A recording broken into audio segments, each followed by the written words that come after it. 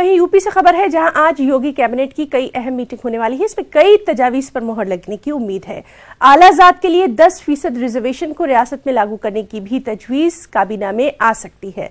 सुबह 11 बजे होने वाली मीटिंग पर सभी की नजरें हैं। गुजरात और उत्तराखंड में आला ज़ात के लिए रिजर्वेशन की सहूलत पहले ही दी जा चुकी है। यूपी में भी जल्द ये रिजर्वेशन लागू किया जा सकता है।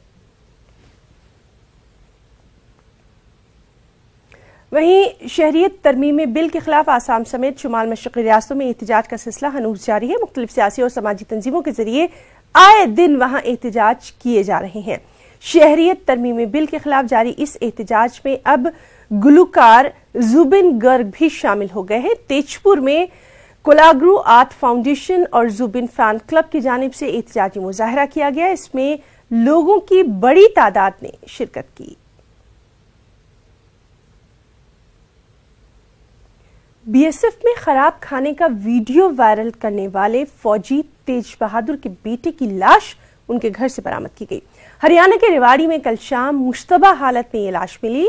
पुलिस ने शक का इजहार किया कि तेज बहादुर के 22 साला बेटे रोहित ने खुदकुशी की है। जब पुलिस जाए वाक़े पर पहुंची तो कमरे का दरवाजा बंद मिला और लाश के पास से बंदूक बरामद हुई। तेज बहादुर इन दिनों इलाहाबाद के कुंभ मेले में है। पुलिस ने रोहित की खुदकुशी के बारे में उनको इत्तला दे दी है।